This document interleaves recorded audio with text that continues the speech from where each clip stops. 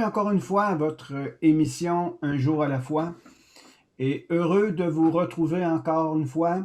Je suis encore avec Émilien, mon co-animateur, et nous allons poursuivre sur les béatitudes, le sermon sur la montagne. Bonjour Émilien, comment tu vas? Ça va bien, Pasteur Michel? Et vous-même en Gaspésie, tout va bien? Oui, tout va super bien, une belle température, le retour au travail se fait progressivement, mais gloire à Dieu, c'est vraiment une bénédiction d'avoir un travail de nos jours. Oui, tout à fait. Puis, moi, je voudrais remercier les pêcheurs de homards de la Gaspésie parce que ça nous permet aussi de goûter à ce fruit de mer extraordinaire et euh, c'est une bénédiction. Mais on prie pour eux aussi, hein, pour que Dieu puisse bénir à travers ce travail exceptionnel. Les pêcheurs en Gaspésie, c'est pas toujours facile. Mais c'est un métier qui est très honorable et très et le fruit de leur travail est très prisé aussi. Absolument. On peut retrouver la Gaspésie dans les assiettes un petit peu partout en province. Partout, partout. C'est ça, partout. Et encore une fois, c'est bien de souligner le travail exceptionnel que nos pêcheurs, les gars de pont, les femmes, les jeunes hommes, les jeunes filles qui travaillent dans les usines, travaillent dans les marchés, travaillent dans les magasins pour faire la distribution, les chauffeurs, les livreurs, etc. Beaucoup de Oui, personnes pour amener le produit gaspésien en dehors de nos frontières. ah, tout à fait, tout à fait. Et sans plus tarder, encore une fois, selon mon habitude, je prends le temps pour bénir chaque famille, chaque personne. Et je tiens ce soir à bénir une personne en particulier. Et cette personne, c'est toi qui nous regardes en ce moment. Jésus a dit que, que nous devons prendre garde à la manière que nous entendons. Et ce soir, je sais que tu es bien disposé et ton cœur est déjà préparé. Indépendamment dans quel état tu te trouves, la bénédiction t'est lancée sur ta vie. Sois béni, sois restauré, que l'amour de Dieu soit manifeste pour toi et je prie que tes besoins soient rencontrés. À travers ce partage de ce soir, et je laisse toute la place à Émilien pour nous introduire dans ce début d'émission et recevez pleinement de la parole de Dieu. La parole de Dieu, elle est efficace, elle est esprit, elle est vie, mais elle est aussi quelque chose d'accessible maintenant pour ta propre vie. Alors, Émilien, je te laisse toute la place pour cette demi-heure d'émission avec nous. Merci, Pasteur Michel. On a débuté la semaine dernière, d'ailleurs, sur un des plus beaux textes de la parole de Dieu, à mon goût, à moi, bien sûr, mais un des plus beaux textes qui met la table sur le caractère relationnel de Jésus-Christ. On parle ici du sermon sur la montagne dans Matthieu 5. J'ai échangé brièvement, mais de façon très importante, sur le caractère relationnel que Jésus a eu et nous demande d'être aujourd'hui, parce qu'on peut tirer, euh, de par son leadership, on peut tirer multiples exemples et multiples façons et manières d'être. Mais au-delà de cela, Jésus nous l'a écrit, il nous l'a dit. Comment nous devons être pour être une lumière dans ce monde et comment nous devons être pour refléter le sel de la terre. Alors moi, ce soir, je veux continuer. On a parlé d'une première béatitude la semaine dernière. On a parlé de heureux, la première béatitude, heureux les pauvres en esprit. On a parlé de ceux qui reconnaissent, qui doivent reconnaître et s'humilier devant Dieu et reconnaître notre état, comment nous sommes, et notre état de pécheur et reconnaître que Dieu, par son Fils Jésus-Christ, vient nous pardonner. Alors, c'est ce qui est extraordinaire. Et je voulais continuer par rapport à cette première béatitude-là.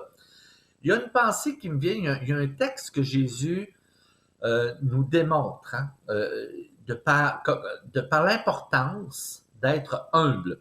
Et c'est dans Luc 18, 9, 14, la parabole du pharisien et du publicain.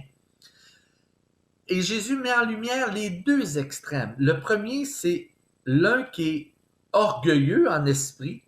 Donc, il se dit, lui, il n'est pas comme le pécheur, le pharisien, hein, je ne suis pas comme le pécheur, moi je vais au temple tous les jours, je me frappe la poitrine, je prie, mais c'est tout son orgueil qui parle en réalité. Donc, il n'est pas pauvre en esprit, il n'est pas humble. Et Jésus nous fait mention d'une deuxième personne dans cette parabole-là, un publicain qui, lui, est humble. Il le représente comme quelqu'un de humble, quelqu'un qui reconnaît qui il est. Oh, je ne suis pas toujours correct, Seigneur, je suis un pécheur et je reconnais que Dieu est ma force, est ma source. Donc, il est pauvre en esprit. Et c'est important de faire la notion et les deux personnes, les deux extrémités que peuvent représenter certaines personnes de nos jours. Beaucoup de personnes sont trop orgueilleux pour reconnaître qui ils sont, ou d'autres personnes qui, heureusement, reconnaissent avec humilité qui ils sont. Et je tiens à préciser ceci, Pasteur Michel, que l'humilité, ce n'est pas un signe de faiblesse. L'humilité, c'est une force que nous devons avoir dans notre vie. Et je regardais l'entrevue d'un artiste dernièrement qui reconnaissait ses fautes. Et publiquement, elle a reconnu. Comment est-elle arrivée à reconnaître ça? Ben, elle a fait amende honorable. J'ai eu tel comportement. Je suis pas fier d'avoir eu ce comportement-là. Et je reconnais qui je suis aujourd'hui. Et j'ai pris des moyens pour m'en sortir. Alors, oui, Pasteur Michel. Alors, juste pour encourager ceux qui nous regardent, ceux qui nous écoutent, le fait d'être humble, l'humilité n'est pas une faiblesse, mais c'est une force. Oui, tout à fait. Peut-on dire aussi que basé sur l'humilité, on peut reconstruire des relations et reconstruire quelque chose de nouveau? Oui, entièrement. C'est une des bases. Parce que l'humilité nous fait reconnaître qui nous sommes. Et on va en parler aussi, soit aujourd'hui ou la semaine prochaine, l'importance du pardon dans nos vies. L'humilité amène aussi les gens à reconnaître, et à reconnaître, c'est nécessairement faire des démarches de pardon. On a blessé des gens, on a été blessé, on a blessé des gens. Parfois, on a des paroles qui dépassent notre pensée. Parfois, on a des actions qui ne sont pas conformes à ce que Dieu demande dans notre vie. Par rapport à être un bon chrétien, c'est respecter ce que Jésus nous demande d'être. Et j'en ai parlé la semaine dernière, le savoir-être. Est-ce qu'on aime? Est-ce que j'aime les gens? Est-ce que je juge ou non les gens? Comment je me comporte en public? Comment je représente le caractère de Jésus-Christ comme chrétien? Et c'est la première béatitude qu'on a vue la semaine dernière. Mais pour arriver à expérimenter l'humilité, Pasteur Michel, il y a 3 étapes importantes que je voudrais souligner. Et si vous avez un crayon et un papier, prenez-le en note. Ou enregistrez l'émission et repassez-la en boucle. C'est important. Et c'est pas grand-chose, là, mais c'est important de comment exercer et acquérir l'humilité dans notre vie. D'abord, il faut détourner les regards de nous-mêmes et les porter vers Dieu. Il faut reconnaître la perfection de Dieu. Dieu, il est parfait. Et j'en ai parlé un peu la semaine dernière, c'est quitter notre orgueil. Il faut laisser notre orgueil. On a tous, pour ceux et celles qui sont en couple, on a tous eu des mésententes avec notre conjoint, notre conjointe, qui fait qu'à un moment donné, il faut plier ou piler sur notre orgueil et dire, OK, je reconnais, chérie, que je n'ai pas eu raison. Je reconnais, chérie, que j'ai eu tort. Je reconnais que mes paroles ont dépassé ma pensée et je reconnais que. Donc, l'humilité vient reconstruire des relations. Et c'est ce premier élément qui est important. Le deuxième, et je veux qu'on la saisisse bien, pour expérimenter l'humilité, il faut affamer la chair en lui ôtant les choses dont elle se nourrit. Et je m'explique. Il faut absolument se détourner de nos œuvres charnelles, nos désirs qui nous éloignent d'une relation saine avec Jésus-Christ. Et parfois, ça peut faire mal. Parfois, ça peut être difficile. Ah, moi, j'aime telle chose, j'aime faire ça, j'aime telle chose. Mais on s'aperçoit qu'en faisant ça, on peut détruire notre propre vie. On détruit notre relation. On peut détruire et affecter nos relations avec les autres, avec nos proches. Et surtout, on peut affecter notre relation avec Jésus-Christ. Donc, le savoir-être est affecté. Et c'est pour ça qu'il faut affamer la chair. Et ça, c'est difficile. Vous savez, il y a les choses de la chair, il y a les choses de l'esprit. Alors, dans notre relation avec Jésus, on est beaucoup dans les choses de l'esprit, dans le relationnel spirituel. Alors que les choses qui nous tentent, je vais vous donner un exemple bien simple. Puis je vais vous faire rire un peu ce matin, aujourd'hui en même temps. À tous les premiers de l'an, le 1er janvier de chaque année, à peu près 60-70% des Québécois prennent une résolution. Et de ces résolutions-là, ben, on parle beaucoup sur la nourriture. Pourquoi? Parce qu'on vient de vivre 2 semaines de bouffe.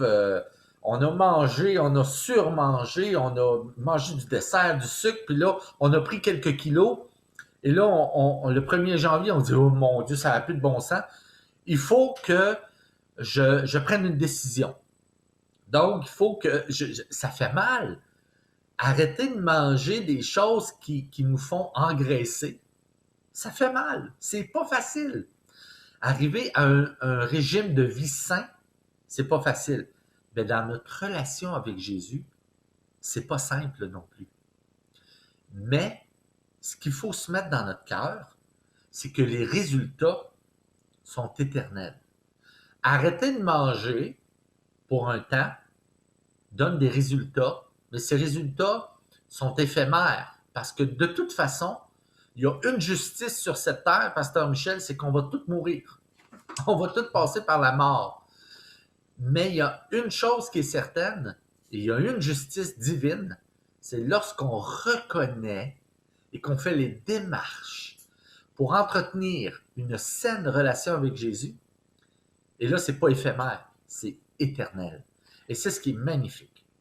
Si tu me permets, je lancerai cette réflexion suivante, que les intentions, les bonnes intentions sont agréables parfois, mais ce qui fait toute la différence, c'est lorsque nous prenons une décision basée sur ce que l'on reconnaît de qui nous sommes. Oui. Alors, les bonnes intentions, c'est OK, mais ce qui est de meilleur encore, c'est prendre une décision sur le fait que je me suis reconnu que j'ai besoin de faire quelque chose. Oui. C'est la base de l'humilité, Pasteur Michel. Et tu viens de la résumer. Et c'est pour ça que c'est la base de la première béatitude. Et je vais arriver bientôt à la deuxième béatitude. Et le troisième élément, la troisième étape pour acquérir l'humilité, et c'est la plus difficile, mais c'est la plus courte, c'est la demander à Dieu. Demandez-la à Dieu. Vous savez, la sagesse, c'est important d'avoir la sagesse.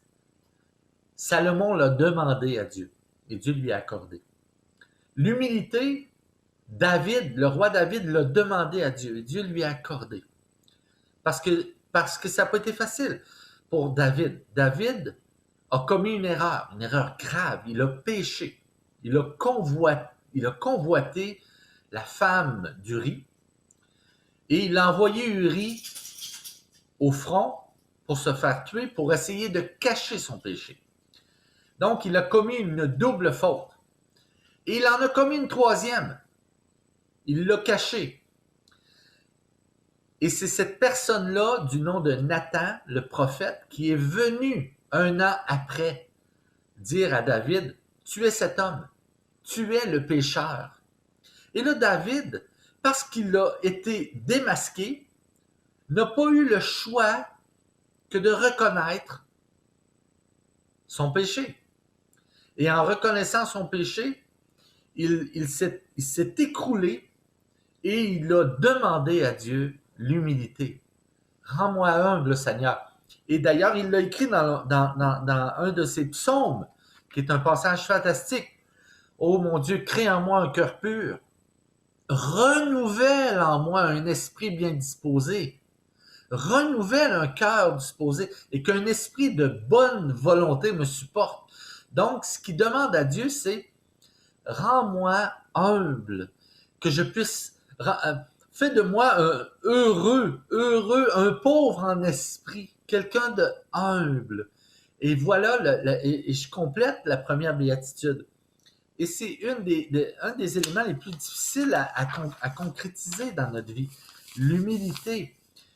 Et je vous encourage en vous disant ceci, on peut tous y arriver, mais au fil de cette marche-là spirituelle, il va toujours y avoir des moments dans notre vie où l'orgueil peut venir flirter avec notre désir d'être reconnu.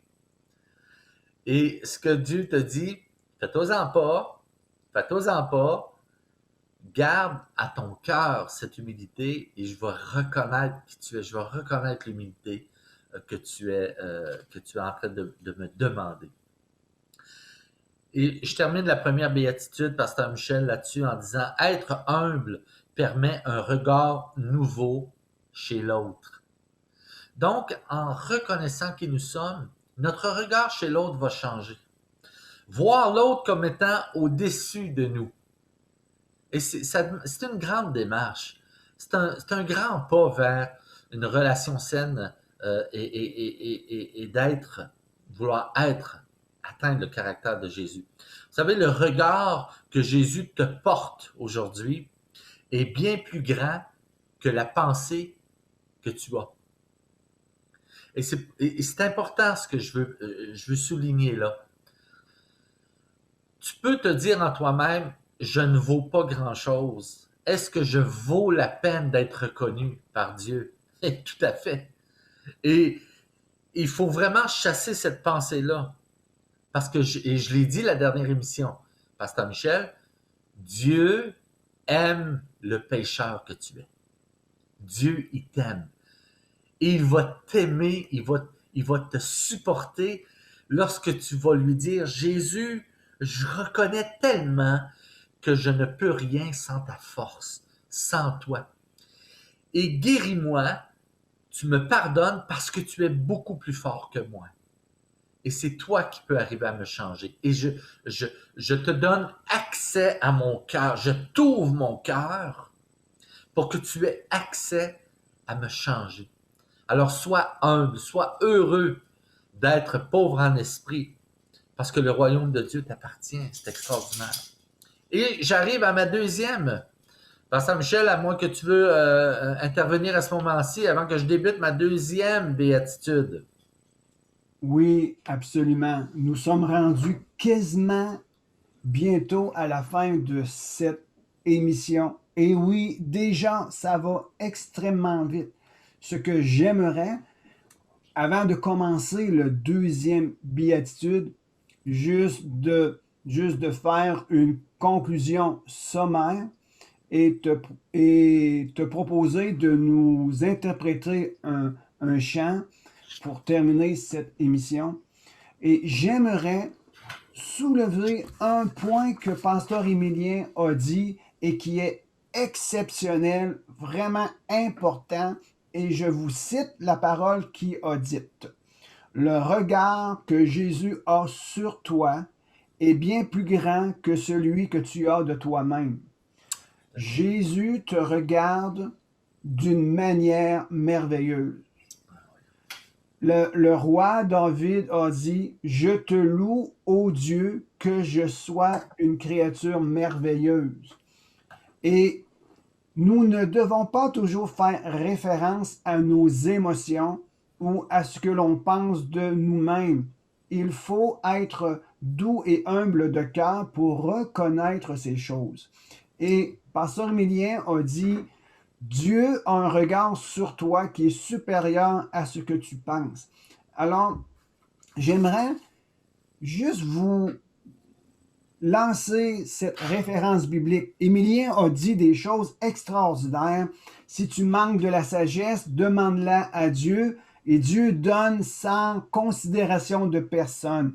Dans Jacques 1, verset 8. Et j'aimerais vous lire ce verset très brièvement.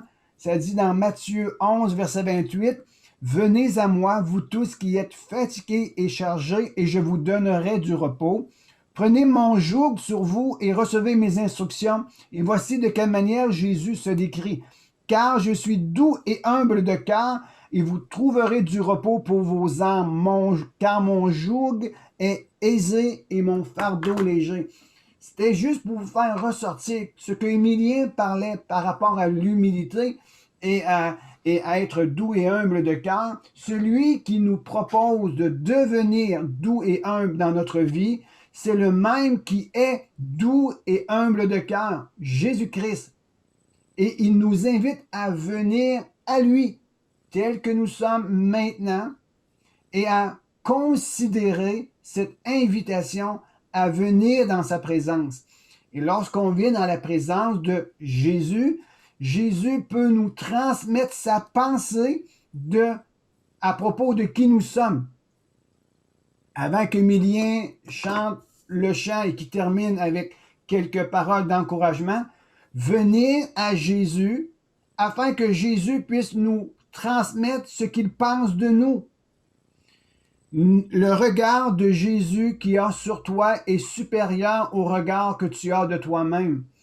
Jésus t'aime. Il l'a manifesté. Il ne regarde pas à tes manquements, il ne regarde pas à tes péchés, mais il regarde à qui tu es. Tu es une personne merveilleuse. Tu es une personne qui a de la valeur pour lui. Et Jésus veut faire une œuvre en chacun d'entre nous. Alors, sur ça, je relance Émilien pour faire cette conclusion avec un chant qu'il a sur son cœur.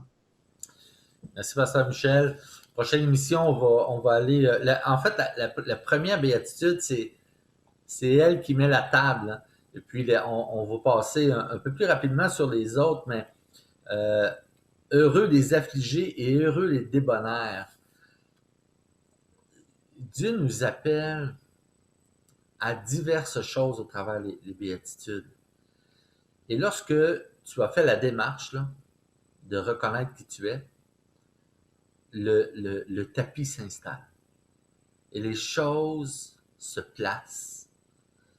Ça va secouer, il y a des choses qui vont secouer. La mer peut être agitée, mais Jésus est toujours là dans ta barque avec toi.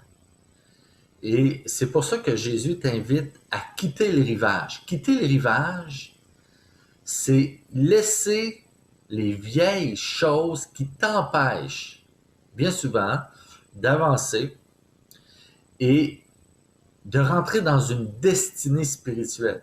Destinée, c'est un but, c'est une vision, c'est là où Dieu veut t'amener.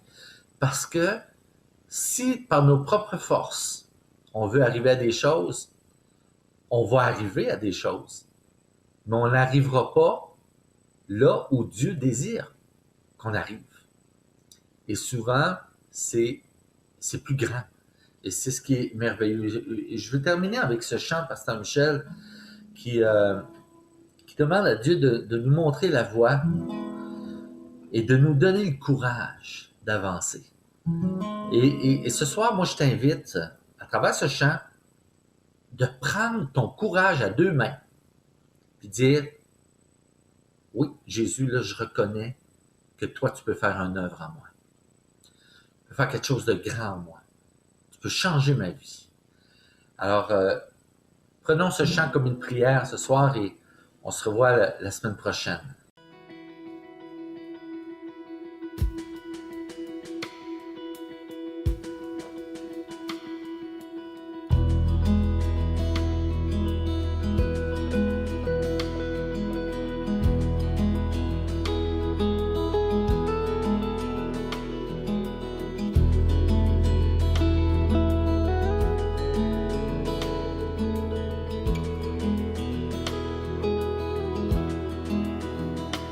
Le vent souffle,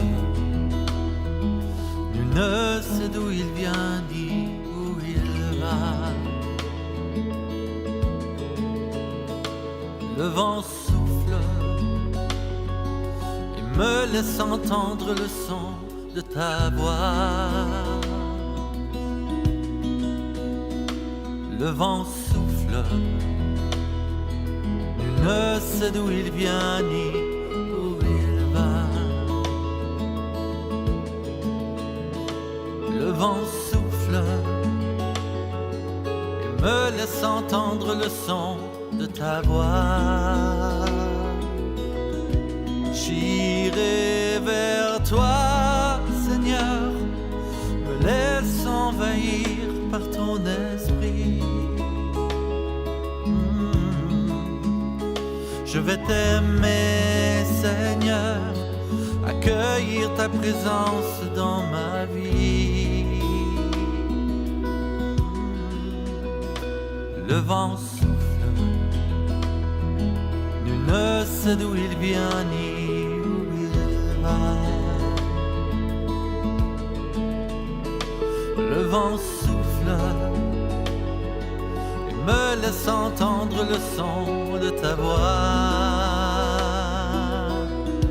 Je vais t'offrir mon cœur, je sais tu me prendras pour qui je suis.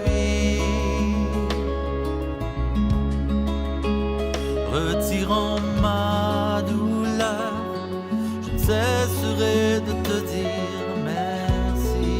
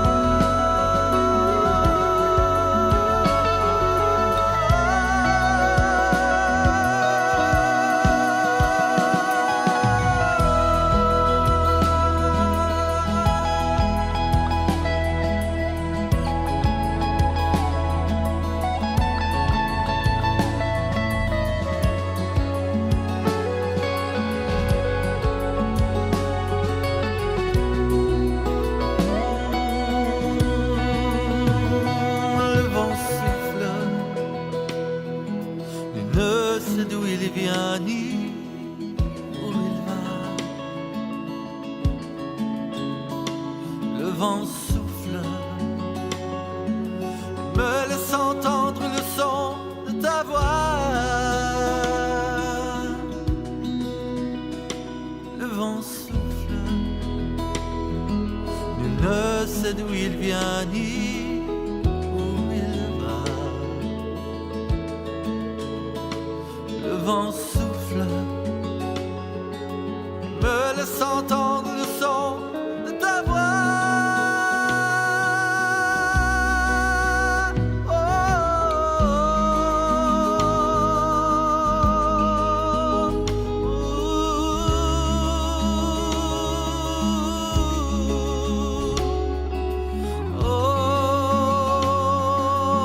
Entendre le son de ta voix.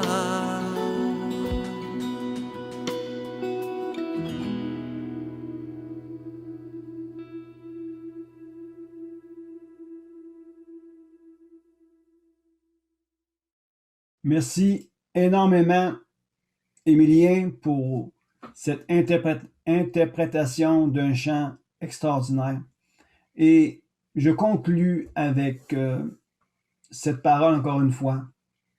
Le regard que Jésus a sur toi est bien supérieur à celui que tu as sur toi-même. Alors ne laisse pas le passé définir ton présent. Tu peux utiliser ton passé comme des expériences et à prendre des décisions nouvelles pour accéder à une vie transformée par cette grâce, par l'amour, par la paix que nous retrouvons en Jésus-Christ. Je termine en vous disant ceci, que celui qui est en Christ Jésus est une nouvelle créature. Les choses anciennes sont passées et voici maintenant que toutes choses sont devenues nouvelles. C'est possible aujourd'hui de construire sur quelque chose de solide et d'espérer un avenir meilleur. Et la parole nous enseigne que celui qui vient à Jésus, qui reconnaît son besoin intérieur et qui se confie en Jésus, tout devient possible pour celui qui croit. Alors je vous dis à la semaine prochaine, passez une excellente semaine et que Dieu vous garde. Et on se dit à la semaine prochaine, Pasteur Émilien.